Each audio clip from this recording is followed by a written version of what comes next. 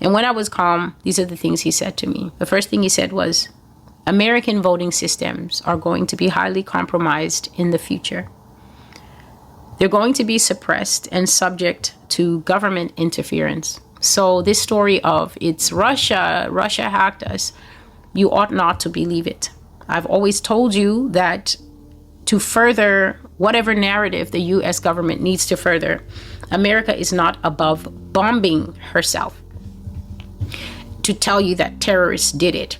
If people in the political space are not feeling war hungry, America is willing to bomb herself in order to justify a war. Because if people feel we've been bombed, then let's go and bomb somebody else. So America is not above bombing herself. I've shared here in old prophecies from, I think it's 2020, it's called America in Tumult, part 1, part 2, part 3, that America is going to set up small bombs all over the country. Just like you're seeing the school shootings, this government is doing the school shootings. You can go ahead and start your conspiracy theory storylines, but I don't traffic in conspiracy theories here.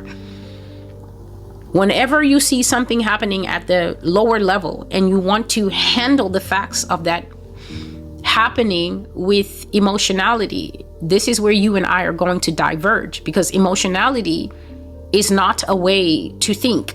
Feelings are not the part of us that God has given us to think. We have the logic center. We have a brain to think. Feelings and emotionality get in the way of rightly assessing a matter. And what is happening in this country is you cannot look at it from an American perspective. The minute you start looking at things from an American perspective, you will lose the plot. If you go a little higher and you look at it from the beast system perspective, you will gain the plot back. The beast system is taking shape worldwide. Right now, people are going back to my old prophecies of the digital ID. Why? Because the digital ID is popping up in Venezuela. The digital ID has already been met with so many stormy protests in Britain. But I talked about this in 2021, and I specifically said that the UK was going to go buck wild crazy when it is suggested to them that they should get a real ID, a digital wallet. I said that they were protesting and extremely angry and furious, like when they lose football games. And that is what these people have been doing. They've been upset and they've been angry, but God already said that the entire world is going into this system. I've also said many, many times that it's hard for America to go into this system because America is an armed society as opposed to so many other societies that are not. Think of the country you're living in. Does everybody have the right to carry? Can you just simply go and get a weapon? Can you just purchase a weapon and make a weekly habit of buying bullets because you're going to hunt deer, or because you're going to the range, or because your constitution says you can have a gun? Think about it wherever you live right now. Have you ever touched or even seen a gun that wasn't on the hip of a cop or a soldier? Some people even live in countries where even the cops are not armed. Those are civil societies. America is hugely divergent in the earth. Because it's not only her armed forces and it's not only her police forces that carry weapons, her citizens have a constitutionally protected right to carry weapons. But now it's time for the beast system to get a move on because they're late for a very important date with the devil. And that means getting rid of all guns. And that means that you have to make guns the villain. And the best way to get Americans triggered, because like I said, emotionality carries the day, is to shoot some kids. It's the best way. And I said, I think it would be 2022. It can't be 2023. When I was talking about these things, I said that when we see the false flags, the false flag does not mean that real people have not died. I said that I used to put it this way, and I would say that the people who did the old false flags are old fogies. So they would just make these semi-believable false flags. Everybody was like, isn't that fake blood? And things like that. So many things were seen at the Boston Marathon. Like people who were supposed to be dead moving and stuff like that. So many problematic things. So obviously, in America, let's go into this because it's important. In America, when facts are seen, the powers that be greatly motivate certain voices in our midst to start this narrative of shame. Shame. Shame that you would dare to say the shooting of those children was a false flag. Don't you know that children died? Listen, you can shame some people some of the time, but there's one person that you're never going to shame on this earth, and that's the person who can actually look at facts and see facts for what they are. You can do shame until you turn blue in the face, green in the face. A fact is a fact is a fact.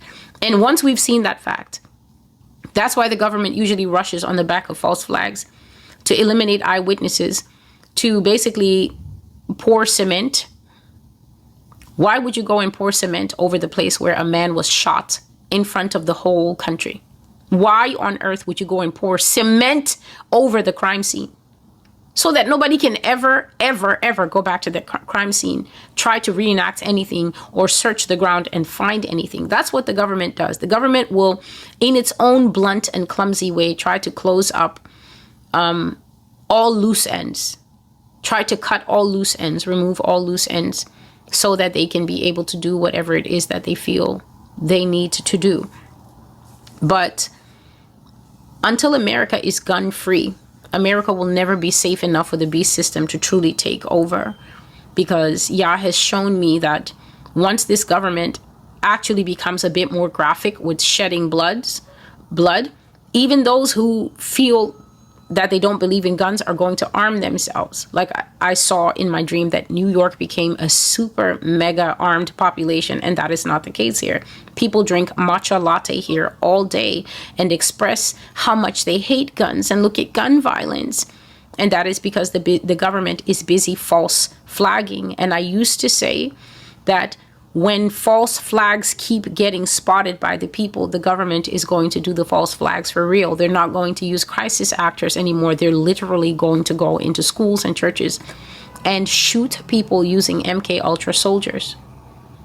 MK Ultra soldiers is just your average 18 to 21-year-old boy that will somehow commit a crime and then send a 5-minute long text message to his trans boyfriend saying, I'm so glad that I shot him and now I'm on my way and these are my beliefs and this is why I shot him. Yeah, because that's what every killer does. He sends a clear text providing motive. And I did say that the people doing the old false flags are extremely stupid, and they're probably going to get some Gen Z in who will do seamless false flags. But judging from what happened in September, I don't think they've hired those Gen Z yet, because Gen Z won't leave a clue. They have immaculate solving ability. And if you hire them to pull off the false flags, we'll never see it. It will have to be God who tells us, oh, you know that tragedy that even you're crying over? That's a false flag. The government is going to take away the guns so that it can properly massacre the people in this nation according to the massacre that is written in Daniel chapter 7 and Revelation chapter 13. And so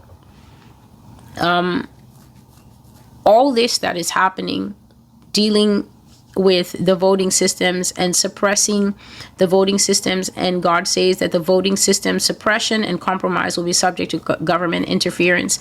I was saying all that to say that it's the government that interferes in U.S. elections. It's the government that steals its elections and then says that Russia stole it. Because to be honest, Russia didn't get a single thing out of Donald Trump the first time. Not a single thing. And in Joe Biden's time, he was busy blowing up their pipeline and things like that. America will interfere with its own electoral process. And God says they're going to suppress. American voting systems are going to be highly compromised in the future. They're going to be suppressed and subject to government interference. And that is coming from within the United States. Voting systems will be hacked. They're going to be attacked and tampered with to an extent that good old paper voting will be proposed as a way to combat the theft of votes and election fraud.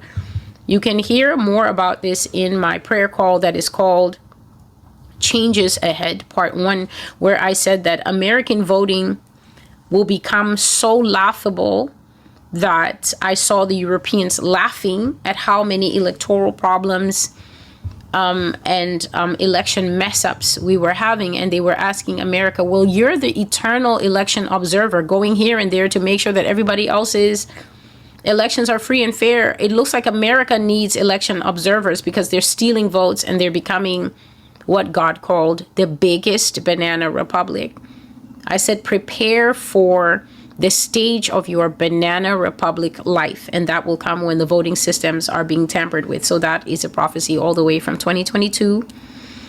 And God says they're going to go back to asking for us to have paper votes to combat vote theft and election fraud.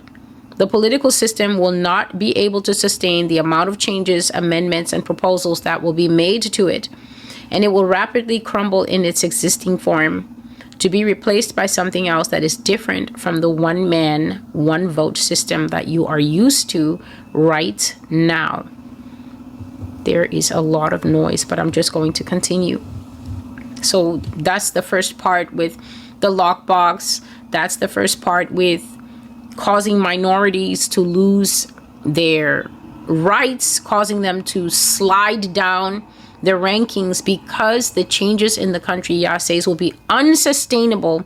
And the people who will suffer the most damage, of course, are African Americans and Hispanics and Native Americans.